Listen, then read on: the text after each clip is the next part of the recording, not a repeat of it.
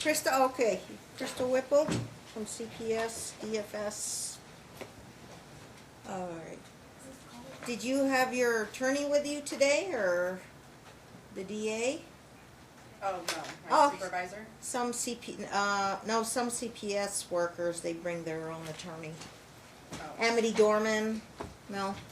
Oh, okay, they let you go alone today. Let's have you sworn in, Crystal. You do solemnly swear the testimony about the this action shall be the truth, the whole truth, and nothing but the truth, so help you God. yes. You may be seated. Okay, if you could spell your first name and your last name for the record. Crystal, Krystal, Whipple, Whipple. I-P-P-L-E. And who's your witness? Yes. Miss Barnes, your You witness.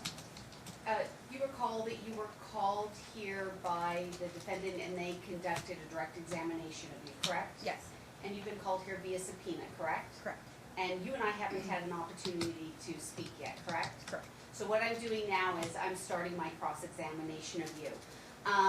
Do you prefer to be called Miss Whipple or Crystal? Crystal's fine. Okay. And Crystal, can you tell me on approximately how many occasions have you spoken to Alyssa to date? Approximately. Approximately. Yes. From the beginning.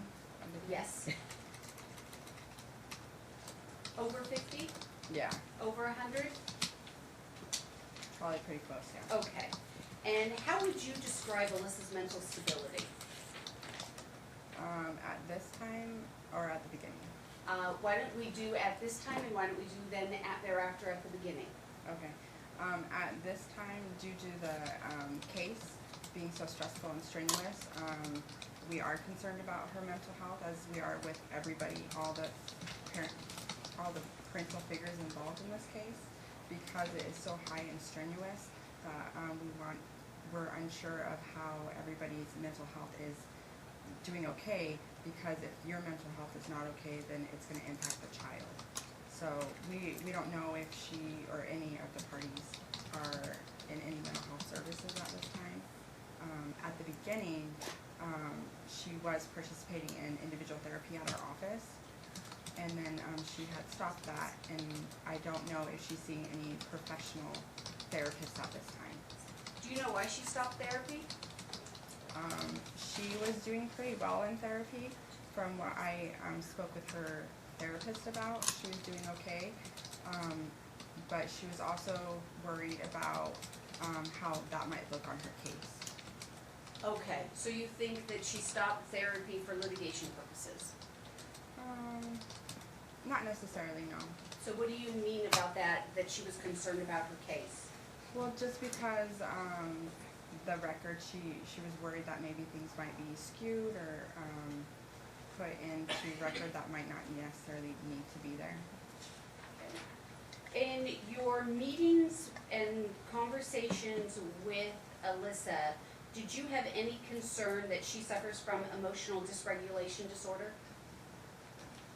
That's not what we diagnosed her with, no. Okay, what have you diagnosed her with? Alyssa was diagnosed with post-traumatic stress disorder. And Anything anxiety. else? And anxiety. Anxiety.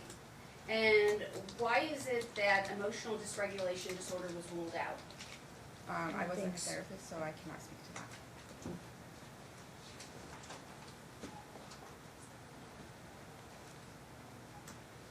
Can you describe emotional dysregulation disorder to the court? Emotional dysregulation disorder is a disorder that people are unable to control their emotions and express things in appropriate manners. Okay. And do you have any concerns that Alyssa has burned or injured Preston? The last allegation of injury of Preston was in mother's care, but there's been a lot of marks and bruises on the child throughout the entire case in both parties' care, and we're unsure of where these are coming from. We're not sure what's going on. We don't know if he's doing it, if somebody else is doing it. The injuries I can't speak to because I'm not CPS. When we see those marks, we make sure to notify the proper authorities. The marks that you've seen on, well, first of all, let me establish, have you seen marks on Preston? Yes. On how many occasions? Multiple. And the marks that you saw on Preston on those multiple occasions, were they consistent with any skin disorder? I'm not a medical examiner. I would not know. Okay, can you describe the approximate time and the marks that you witnessed? The most recent mark that we witnessed was in December 2019. Okay, and tell me what you saw in December of 2019. He had a circular mark on the middle of his back. Okay, and what did it look like to you? It looked like a burn mark. And was it scabbed over? It was scabbed. Okay, and did you do any sort of inquiry as to when was the last time the paternal family had Preston in their care in relation to the day you viewed what appeared to you to be a burn mark? I was unclear of whose care he was in at the time and what was going on. Why were you unclear as to whose care he was in at the time? I see him every week, and I know that the weekends are different from when the case first started, and so I just didn't know whose weekend it was. How did you learn that the paternal family initially had every weekend and sometime thereafter had every other weekend? I recall in December, Mom retold me that she I'm sorry, I'm gonna stop Sorry, you there, I go didn't ahead. hear you. Could you restart over? Yeah. Mom told me in December that she had him every other weekend, or every other weekend. Okay, and the circular mark on his back that appeared to be a burn mark to you, did you inquire of the mother how the child obtained that burn mark? I spoke to the mother about it, yes. Okay, and what did she tell you? She indicated that Preston had been hurting himself, and she wasn't sure how that mark got there, but she was spending family time with him, and they were having a great time, and then the next thing she knows, he has a mark on his body, and she felt like it was due to an object on the back of the couch, is the only way she could think of him doing it. Did you believe her? She felt genuine. Okay. Did you believe her? She was genuine in her exposure, so I would assume she was correct if she was believing that that would be. Did you consider the possibility that she was lying to you about how that injury took place on Preston's back? I did discuss that with her. Okay, and what did she say in that discussion? She said that she didn't do it, and that Preston has been hurting himself, and this is a repetitive place that he hurts himself. Did you look at the pictures of the various injuries to Preston's back over the course of time? I have recently, yes. Okay, and how did you obtain those photographs? When I met with Stacy. Okay, and in reviewing those photographs, did the injury on the back seem to be consistent Yes. over the course of time? Yes. Can you describe for the court, over the course of time, what the injury on the back looked like? It's a consistent mark in the same area of his back. It's the middle to lower part of his back. It's a circular, round, almost the size of a cigarette. That's why the only thing I could think of is a cigarette burn mark. There's 3 areas. It's almost in a triangle shape. He has 2 scarrings on the back of his back, and then he had the mark that I recently observed in December. Did the mark on his back appear to you to be more consistent with a burn or with being injured by a pumice stone and a screw in the couch? It's not a screw in the couch. What is and it? It's hard to explain. FYI, the object is here, Yes. Sergeant Barber. Yes, Your Honor. Are you that marking might be it Thank as you, an Your Honor. That exhibit? actually would be easier. Isn't it true that you are presently in possession? No, strike that. Isn't it true that as of this morning, you were in possession of the item on the couch that is alleged to have injured Preston? Yes. And isn't it true you brought it here to court today? Yes. And isn't it true that you left it with the marshals? Yes. Okay. That is here in the courtroom. If Exhibit number, I'm sorry. exhibit number, What's our next next in number, line? Ms. Clark? for plaintiff?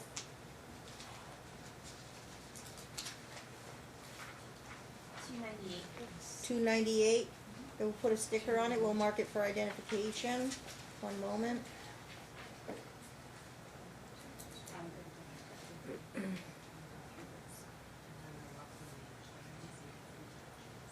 Does opposing counsel need to see the exhibit? Yes, please. Put a sticker on it, Nelson. Nelson. Okay.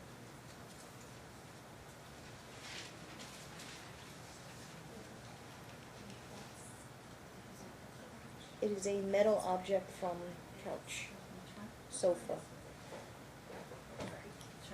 No gravity. It's right here.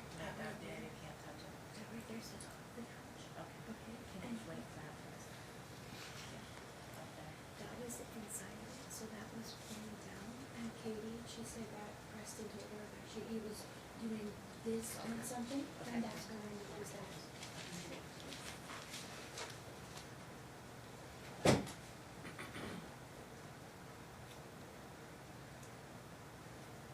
It's a totally different time. Do you guys need to see it? Yes, I would Yes. like to, please. Stacy? Okay. Yeah.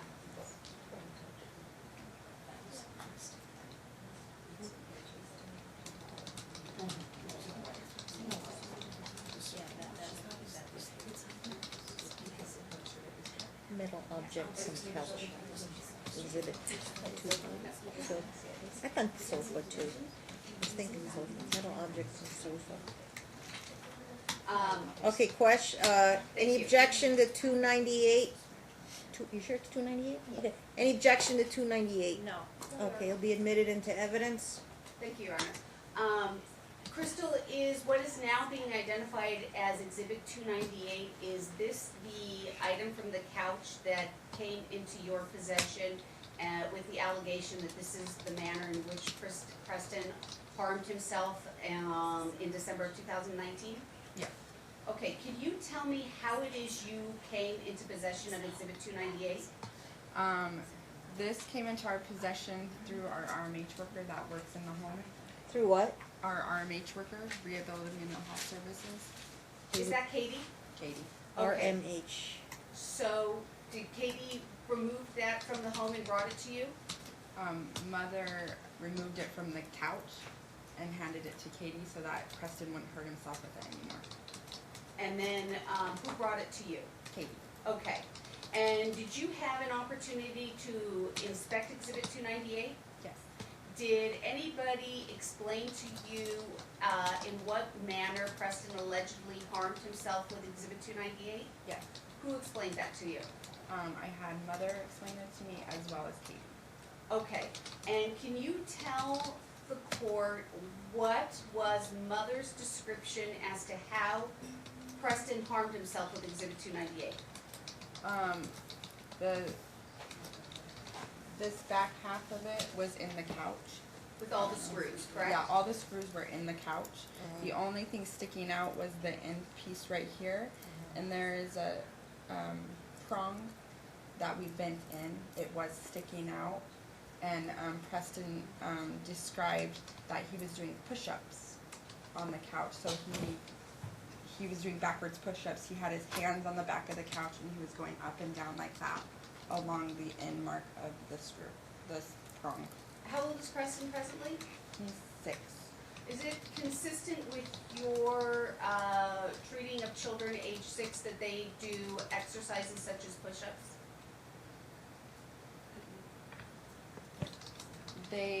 They're learning how to work out, so I wouldn't say it's abnormal. Okay. And do you, in your opinion, do you find that that metal piece would be consistent with a mark on Preston's back that appears like a burn mark? No. Okay. Did that raise concerns enough to you that you are not being told accurately how Preston obtained what appeared to be a burn mark in his back? It did raise concerns. Okay. And you also spoke with Alyssa regarding this, correct? Yes. And what did Alyssa tell you? She said that Preston has been hurting himself, and that this is the only thing that she could think of that he would be doing to hurt himself with. Did she also say to you at some point in time that Preston allegedly was also hurting himself with a pumice stone? Yeah. Did you ever ask Alyssa how it is that Preston is allegedly harming himself with both a pumice stone and this metal piece on this couch, and yet they make the same markings on the back, two different objects?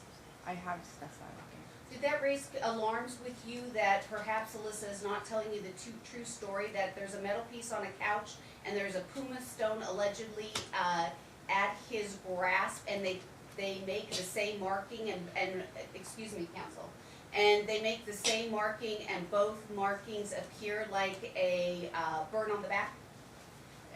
We did discuss that, and it makes us concerned. She also doesn't understand where this might be coming from at the same time. Did it raise enough alarms for you that you made any kind of reporting to authorities? Yeah, anytime he comes to the office with a mark, we call CPS and the police. How many times has Hope Counseling called CPS and or the police? I can recall off the top of my head 3 or 4 times. Okay. Now you had mentioned that you had, thank you, Marshall. You had mentioned that you had witnessed multiple marks on Preston. You identified the December 2019 mark. Can you tell me another one? Another mark was when he came with the pumice stone. Can you give me the approximate date of that? I want to say it was January of last year, 2019. Okay, can you tell me what you witnessed in approximately January of 2019 on Preston's person that you found concerning? It was the similar marks that on his back. Okay, He had and like this, but I don't believe it was the circular ones. I believe it was an actual scratch mark. okay, and did the scratch mark, was it fresh or was it scabbing over? It was scabbing over. Okay, and at that point in time, did you conduct any kind of inquiry to determine when the last time Preston was in the care of the paternal family? I believe we discussed when he was in his paternal family's care. And do you recall how many days prior to you seeing that mark Preston was last with the paternal family? I don't recall. Were you aware that there was a period of time in January of 2019 where the paternal family had no visitation time with Preston? Yes. Are you aware of the date when the paternal family ceased having visitation with Preston? I might be wrong, but I thought it was the end of January, beginning of February.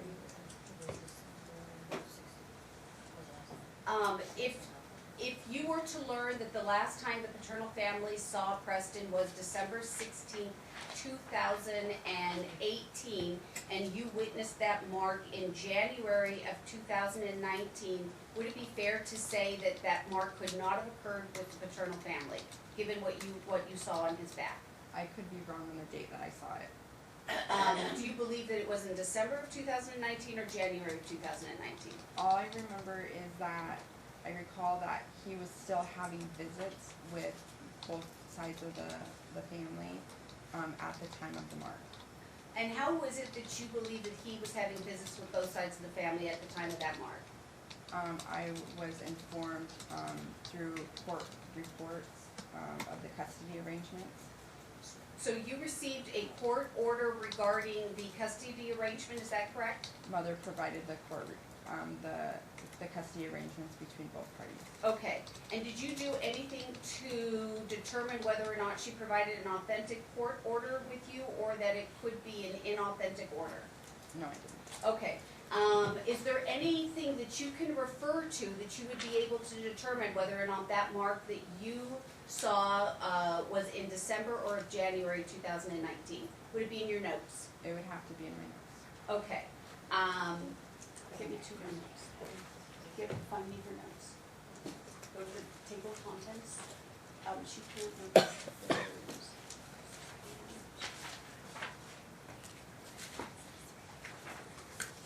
Similar notes. You have, while he's looking for that, you brought a manila envelope with you, and I understand that you have an original copy of the notes on Preston since, from the time, you last provided notes through the present, correct? Correct. And you did not disseminate that to councils because you are, because of the HIPAA, and privacy rights, and so you wanted to bring them directly to the court, correct? Correct. Your Honor, at this time, we would request that 2 copies be made of Preston's therapy notes at the last court hearing. The court had ordered for Ms. Whipple to provide her updated records, but I think that she was erring on the side of caution due to privacy issues, and so she only brought an original, but I think we need those. What's your official title? I'm a Hope Counseling Services. I'm a licensed social worker, clinical intern. So it's And Preston was referred to you by CPS? Preston was referred, Mom brought Preston for herself. CPS gave me her information. Yeah, CPS provided the information CPS to me. made the referral. Okay. And what's this thing with HIPAA? You have your therapy notes? Yeah, I have my current therapy notes, but due to things within the notes, we're concerned about Preston's overall safety due to possible coercion that might be going on, and so we want to make sure that. Okay, counsel, I'll make sure you heard that. Ms. Whipple said Hope Counseling is concerned about Preston's safety based on what's in her notes. And I think you said the word coercion. Okay. The safety issue. But these 2 sides want to know what's in the notes. So basically, these are things that Preston is telling you.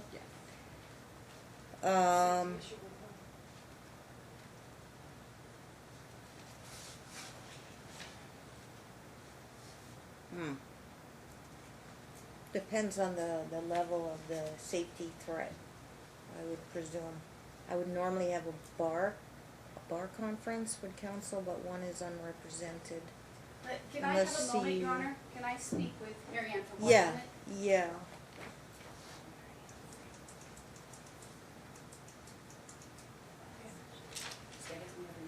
Okay.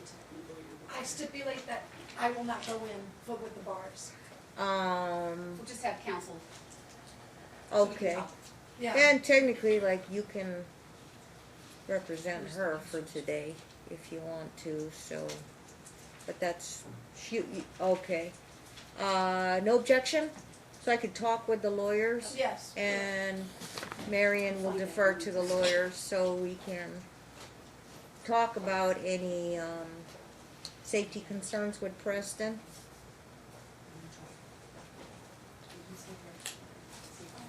Okay, so let me stand by, let me talk to the lawyers, just a few minutes, sit tight.